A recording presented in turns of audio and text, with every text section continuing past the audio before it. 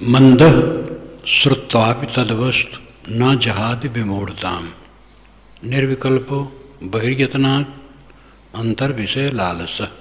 मंदः श्रुत्वापि तद्वस्तु, मंद बुद्धि का आदमी भी उस सत्य वस्तु को सुनता है,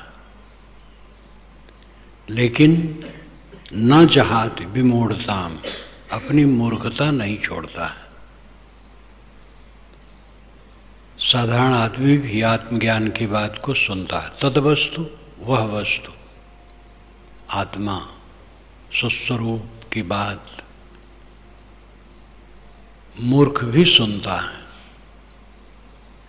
लेकिन न जहाति विमूढ़ताम्, अपनी मूर्खता नहीं छोड़ता है। सत्य को सुन करके भी वह सत्य को ग्रहण नहीं करता है। क्यों? निर्विकल्पो बहिर्यतनात् अंतर्विषय लालसा,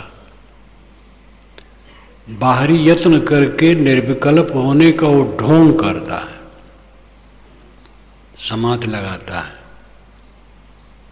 एकांत में जाता है, दूर गुफा में भी चला जाता है, उपवास भी रहता है, त्याग दिखाता है, टाट पहन सकता है, नंगे रह सकता है, लेकिन अंतर विषय लालसा, अंदर में विषय की लालसा है।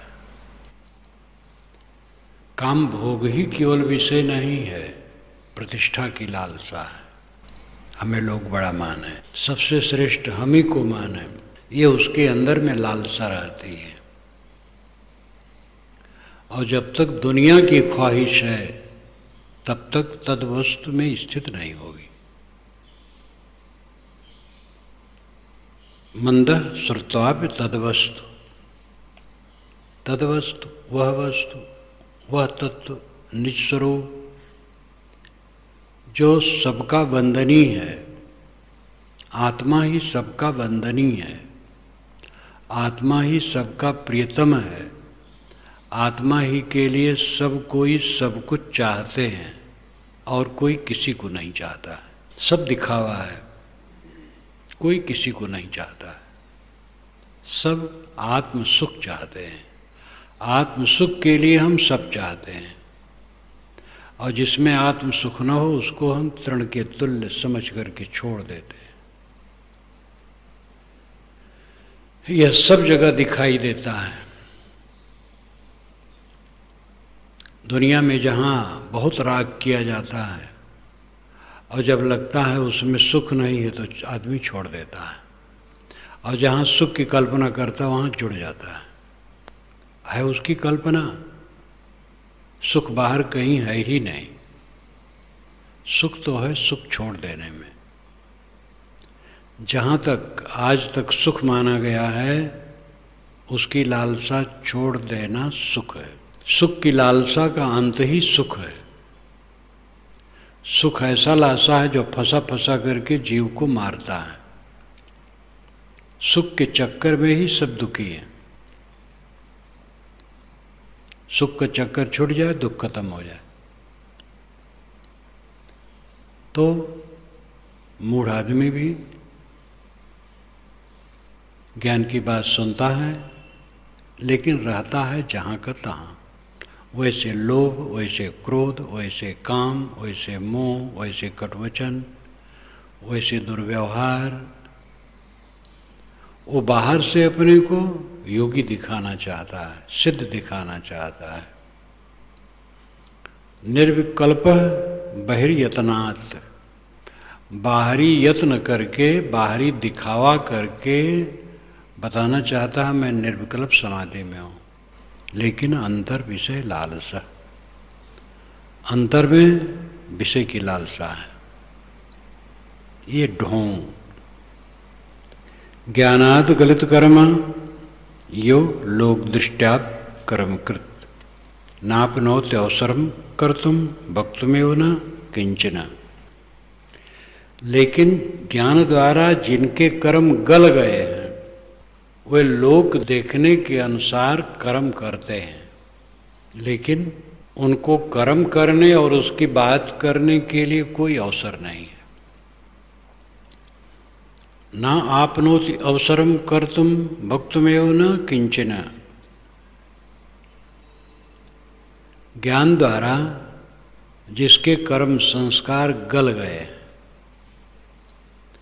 वह दूसरे के देखने में लगता है कि काम करता है, सेवा करता है, मेहनत करता है, प्राप्त योग्यता के अनुसार कर्तव्य कर्म करता है, लेकिन उसको कर्म करने और कहने की कोई ज़रूरत नहीं रहती।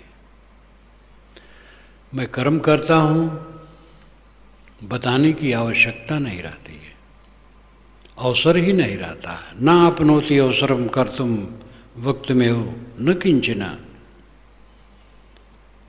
कर्म करने और उसका व्याख्यान करने, उसको बताने के लिए उसे अवसर नहीं है। मौन अपना काम करता है चुपचाप। ये नहीं दिखाना चाहता है मैं कर्म करता हूँ लेकिन जीवन मुक्त हूँ। बस कोई जाने न जाने अपना काम करना है, किसको जनाना है। अंदर में कर्म के संस्कार गल गए हैं। कर्म के संस्कार गलने का लक्षण है खिंचाव रहित मन हो जाना। कहीं खिंचाव नहीं होता है, न स्वाद में, न गंध में, न स्पर्श में, न शब्द में, न रूप में। किसी चीज में खिंचाव नहीं है, किसी विषय में खिंचाव नहीं है, कोई आकर्षण नहीं है संसार के प्रति। न कुछ देखने के बाकी है, न सुनने के बाकी है, न करने के बाकी है, न पाने के बाकी है। देखते सुनते तो दुर्गति हो गई है। दुनिया को देख देख कर, सुन सुन कर दुर्गति हुई। बिलबिलाते रहे सदा से। अब और क्या देखना सुनना करना है। सारी आसक्ति जिसकी छीण है वो ज्ञानात् गलित कर्म, ज्ञान से जिसका कर्म गल गया, संस्कार छीण हो गए, लोक दृष्टापि कर्म कृत, लेकिन लोगों के देखने के अनुसार वो कर्म करता है, सेवा का काम करता है। किंतु न आपनोति अवसरम कर्तुम भक्तुमेव न किंचन। उसको न तो अपने कर्म का प्रदर्शन करना है और न उसके लिए बताना है। चुपचाप अपना काम करता है, शांत रहता है। क्या बताना। क्व तमः क्व प्रकाशो व हानम क्व च किंचन निर्विकारस्य धीरस्य निरातंकस्य सर्वदा। जो निर्विकार है, निरातंक है, धीर है। निर्विकार मन में मैल नहीं, निर्मल मन। निरातंक आतंक रहित, भय रहित, क्लेश रहित। धीरज से, ऐसे धीरवान के लिए तम कहाँ है, प्रकाश कहाँ है, हान कहाँ है, अवज्ञान कहाँ है। अवज्ञान को दूर करने के लिए ज्ञान की आवश्यकता कहाँ है और हानि कहाँ है। कहीं कोई हानि नहीं है। तम ही नहीं है तो उसके लिए प्रकाश की जरूरत नहीं है। सदा निर्मल मन, ऐसी अवस्था को प्राप्त करना चाहिए। ये मेहनत का विषय है। इसमें विद्या की जरूरत नहीं है कि विद्वान हो तब ये काम कोई कर सकेगा। बहुत प्रतिभा की जरूरत नहीं है। लेखक होना, बड़ा प्रवक्ता होना, बड़े समाज का गुरु होना, ये सब की जरूरत नहीं है। इसके लिए तो सहज बुद्धि चाहिए और लाभ निश्चय, और फिर उस पर डट पड़ना। परम लाभ का निश्चय जिसको हो गया नित्य दिव्य निर्मल मन से जीना ये जीवन का परम लाभ है। किसी से राग नहीं, द्वेष नहीं, खटक नहीं, चिंता नहीं, उद्वेग नहीं, अशांति नहीं, कुछ लालसा नहीं, कुछ कामना नहीं। सारा मनोविकार गल के बह गया, निर्मल मन सब समय। इस अवस्था को प्राप्त करने के लिए सबको प्रयत्न करना चाहिए और ये बहुत सहज है। दुनिया का भोग जो नकली है अवंत में दुखदायी है, वो सहज नहीं है। इच्छा के अनुसार स्त्री मिले, इच्छा के अनुसार पुरुष मिले, इच्छा के अनुसार धन मिले, पद मिले, प्रतिष्ठा मिले और साथी लोग सब समय हमें हाथ पर लिए रहें।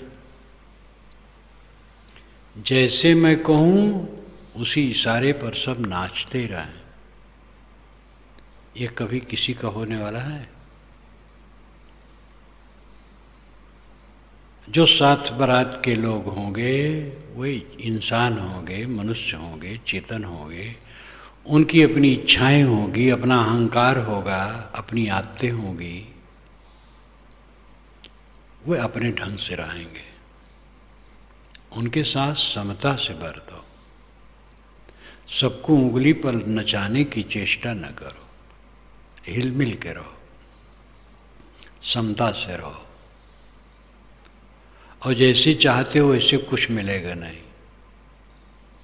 सुंदरी स्त्री, सुंदरी युवती से मिले जुले और ठीक है विवाह हो गया, कुछ ही दिन के बाद लगता है सुंदरी नहीं है।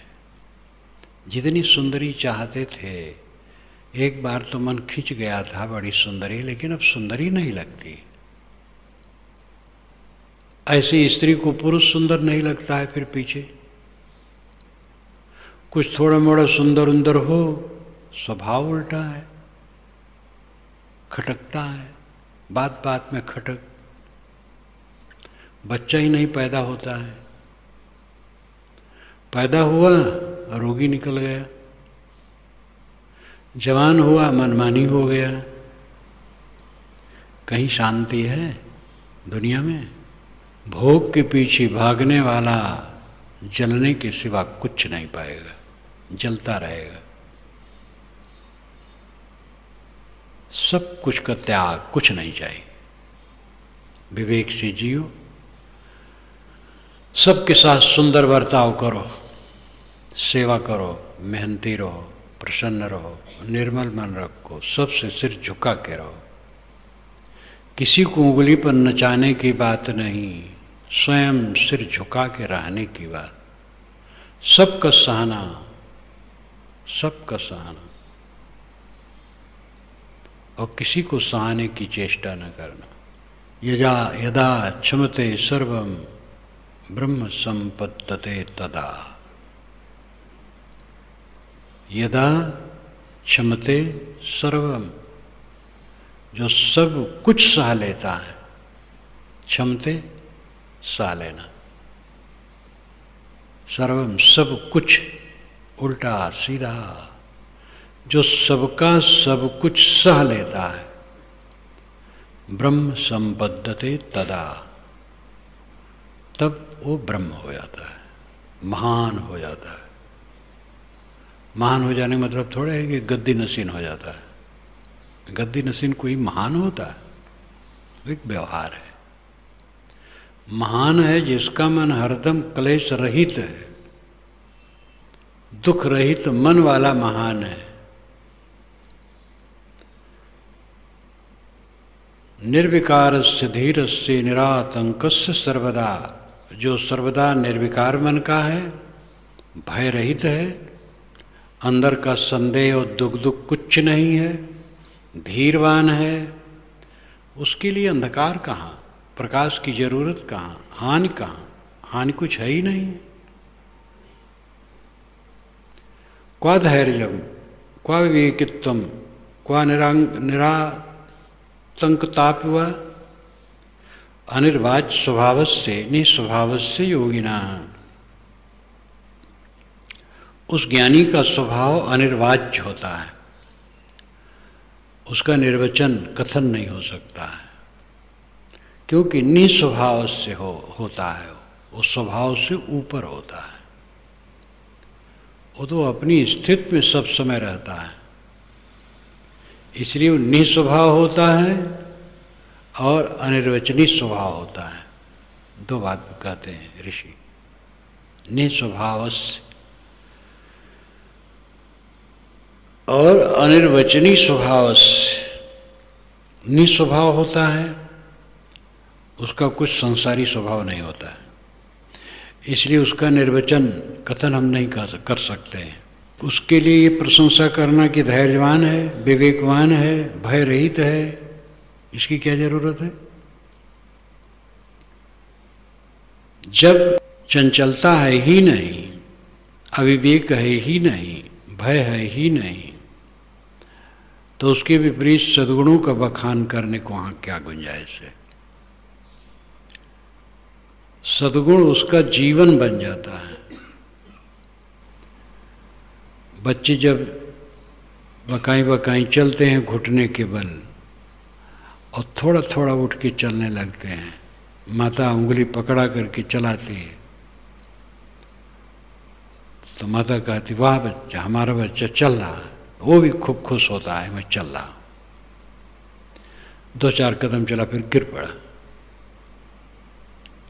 और 2-4 कदम चलता है, वो अहंकार भर जाता, वाह मैं चल रहा हूं। लेकिन हम लोग चलते हैं, कुछ नहीं लगता है, चलते हैं, स्वभाव हो गया चलना। जब अविवेक है ही नहीं, अधैर्य है ही नहीं, तो धैर्य और विवेक का महत्व तो नहीं रह गया, वो तो स्थित हो गई, वो दशा आ गई। धनी का अर्थ है धन का घमंड समाप्त हो जाना, विद्वान का अर्थ है विद्या का घमंड समाप्त हो जाना, वैरागवान का अर्थ है वैराग का घमंड समाप्त हो जाना।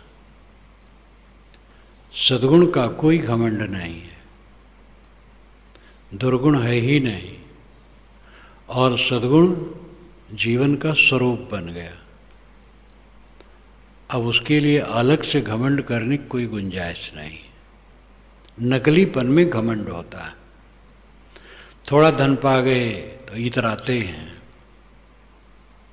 असली धनी का अर्थ है इतराना खत्म।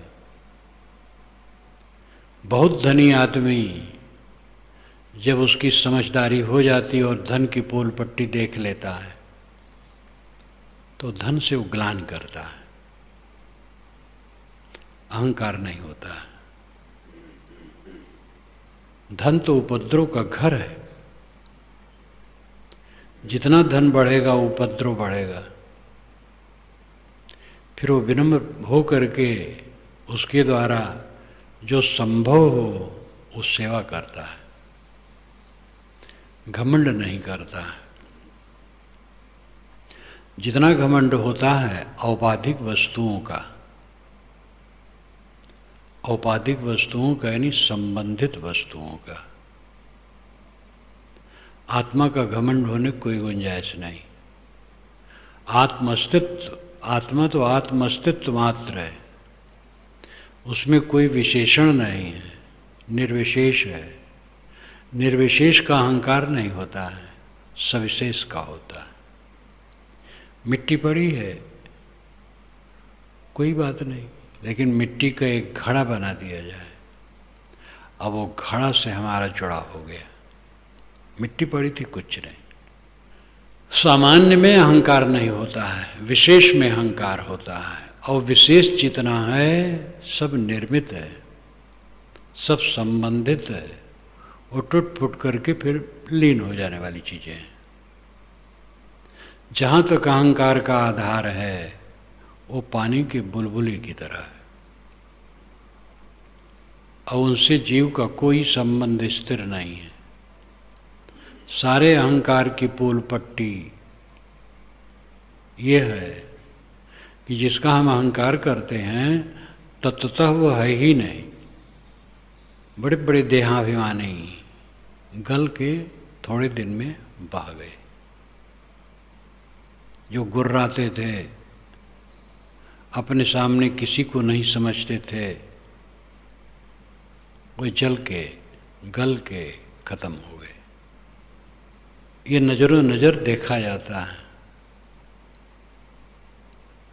जो अपने शरीर को बार देखते थे, हाथों को देखते थे, अंगों को देखते थे, बुढ़ा करके ऐसे बैठ गए कि खिसक नहीं पा रहे हैं। सारा कुछ जो कुछ भी संबंध है केवल एक संयोग है थोड़े समय के लिए, और वो सब का बह करके मिट जाना पक्का है। इसलिए विवेकवान चित्त से इन सब को उतार देता है, समता से जीता है, शांत से जीता है, और धीरे धीरे उसका वो जीवन बन जाता है, सद्गुण जीवन बन जाता है। तो सद्गुण का फिर अहंकार नहीं रहता है। निर्मल, ना स्वर्गो नैव नरको जीवन मुक्तिर्न चैवि बहुनात्र किमुक्तेन योग दृष्टया न किंचन। उसको स्वर्ग जाने की इच्छा नहीं है और नरक का कोई भय नहीं है और जीवन मुक्त कहलाने की कोई ख्वाहिश नहीं है। न स्वर्गो नैव नरको जीवन मुक्तिर्न चैवि। पाप पुण्य की शंका नहीं, स्वर्ग नरक नहीं जाएं। कहीं कबीर सुनो हो संतो, जहाँ कपत तहाँ समाई। कबीर साहब ने बीजक में कहा, पाप पुण्य की मुझे शंका नहीं है कि मैं पुरोहितों से पूछने जाऊं। पुरोहित से पूछूंगा तो गड़बड़ हो जाएगा। वो कहीं देवता को खुश करने के लिए यज्ञ में और पूजा में जानवरों को मारने के लिए भी पुण्य कहेगा। स्मृत ग्रंथों में लिखा है कि जो यज्ञ में मारे गए पशुओं का मांस प्रसाद रूप जो है नहीं खाता है, वह उतने जन्म तक पशु होगा जितना उस पशु के शरीर में बाल है। मान लो 1 करोड़ बाल है तो 1 करोड़ जन्म तक वो पशु होके काटा जाएगा। जो यज्ञ में मारे हुए पशु का मांस नहीं खाता है, क्योंकि वो प्रसाद है। उसका तिरस्कार करने से तो जन्म जन्म पशु होकर के काटे जाओगे। ये गाली कर्मकांडियों की है। पंच पंच नखा भक्षा, 5 नख वाले खाने योग्य हैं। जिन जानवरों के 5 नख हैं उनको खाना चाहिए, ये धर्मशास्त्र में लिखा है। और पुरोहितों से पूछो तो पता नहीं उल्टा पलटा कैसा है। तो साहब कहते पाप पुण्य की शंका नहीं, मुझे पाप पुण्य की शंका नहीं है कि पुरोहितों से पूछने जाऊं। पाप पुण्य की परिभाषा तो सरल है, अपने मन इंद्रियों को चंचल करना और दूसरों को तकलीफ देना, ये पाप है। अपने मन इंद्रियों को संयत रखना और किसी को तकलीफ न देना, जो बन सके सुविधा देना, ये पुण्य है। पाप पुण्य की शंका नहीं। स्वर्ग नरक नहीं चाहिए।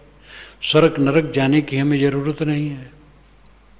नरक खत्म हो गया है और स्वर्ग कहीं बाहर नहीं है। अपने में शांत रहना ही परम स्वर्ग है। तो कहाँ स्वर्ग नरक जाना है। ऋषि भी कहते हैं न स्वर्गो नैव नरको जीवन मुक्तिर्न चैवि।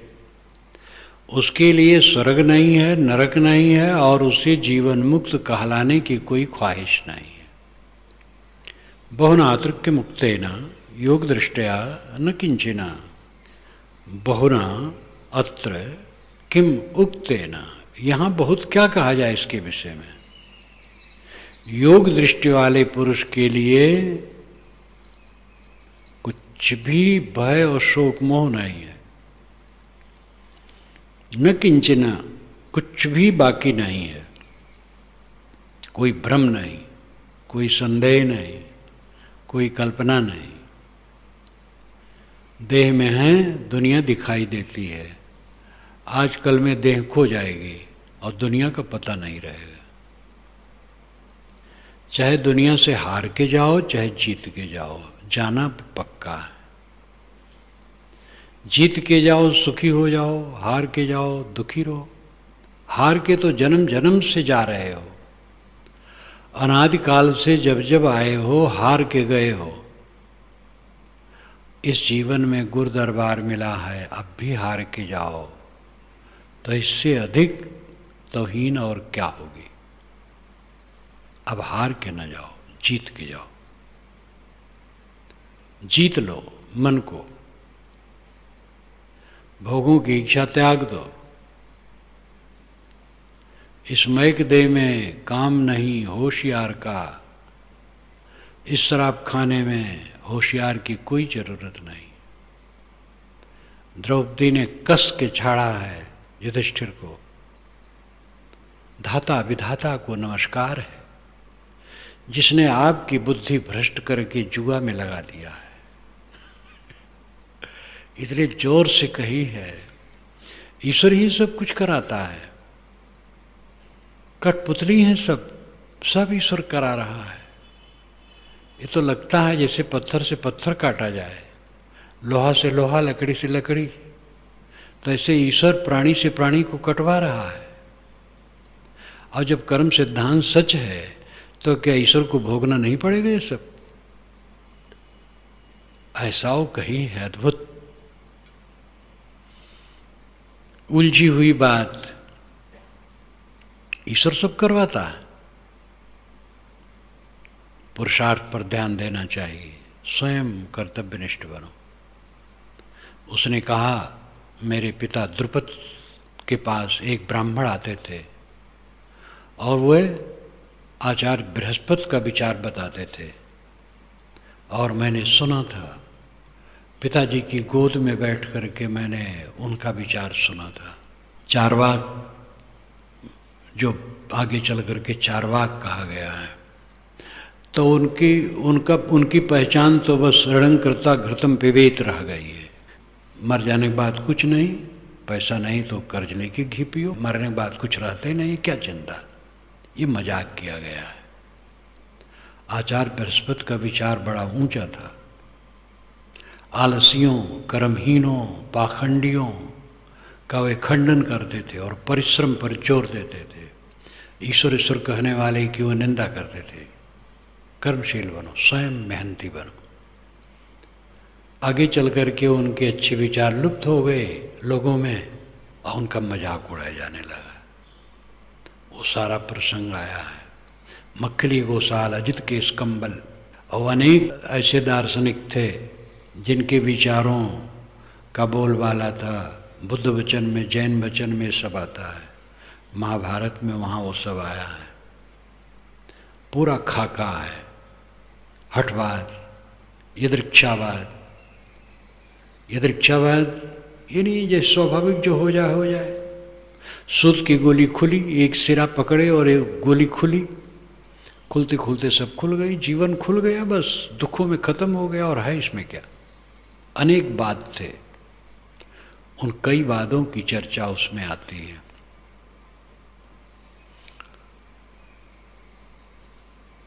वस्तुतः विचारक सब समय हुए हैं और विचार किए हैं, और ऐसे तत्वचिंतक हुए हैं जिन्होंने प्रमुखापेक्षी छोड़कर स्वयं पुरुषार्थ करने पर बल दिया है। कोई ईश्वर तुम्हारा कल्याण नहीं कर सकता, कोई देवता कल्याण नहीं कर सकता। आलसी बने बैठे न रहो, स्वयं ताल ठोक के खड़े हो जाओ। अपना उद्धार तुम खुद करो। तुम ही अपना उद्धार कर सकते हो, कोई दूसरा नहीं कर सकता है। परिश्रमी बनो, साधना परायण बनो, त्याग परायण बनो। ज्ञान का फल ही है त्याग। क्रोध का त्याग, काम का त्याग, लोभ का त्याग, मोह का त्याग, अहंकार का त्याग, मान मत्सर ईर्ष्या द्वेष का त्याग, सारे विकारों का त्याग। बिना विकारों के त्याग के किसी का कल्याण होने वाला नहीं है। इसलिए पुरुषार्थ पर जोर दो, अपने जीवन को स्वयं ऊपर उठाओ। न स्वर्गो नयो नरको जीवन मुक्तिर न चैवि बहुनादृक्य मुक्तेन योग दृष्टया न किंचन। जो योग दृष्टि में स्थित है, जो आत्मा में निरंतर विश्राम पा गया है, उसके लिए विशेष क्या कहा जाए। न उसे स्वर्ग जाना है, न नरक जाना है, न जीवन मुक्त कहलाना है। कृतार्थ है, कृतकृत्य है, वहाँ सब कुछ समाप्त है। सारा प्रपंच, सारा द्वंद्व निर्द्वंद स्थित है। इस द्वंद्वात्मक संसार में रह करके जो निर्द्वंद रहे वही ज्ञानी है। संसार द्वंद्वात्मक है, द्वंद्व न होता संसार होता ही नहीं। द्वंद्व का मतलब ही है दो का संघर्ष, जड़ चेतन एक तत्व अन्य तत्वों से और प्राणी प्राणी से, सब जगह द्वंद्व है, द्वंद्वात्मक जगत है। मार्क्स ने भौतिक द्वंद्ववाद सिद्धांत ही रखा है। ऐसे द्वंद्वात्मक जगत में रह करके जो निर्द्वंद रहे वही सुखी होगा। जगत को मना करके निर्द्वंद होना चाहो तो भूल है, सह करके निर्द्वंद हुआ जाता है। सब कुछ सह लो, बस निर्द्वंद। समझा करके निर्द्वंद होना चाहो, अपने लड़के को समझा लो तो निर्द्वंद होना चाहो, ये संभव नहीं। अपने को समझा लो, बच्चे को भी समझाओ ठीक है, लेकिन फिर जैसा है वैसा है, अपना सह लो। सब की सह लो, सब तरफ से सह लो, बस निर्द्वंद हो जाओ।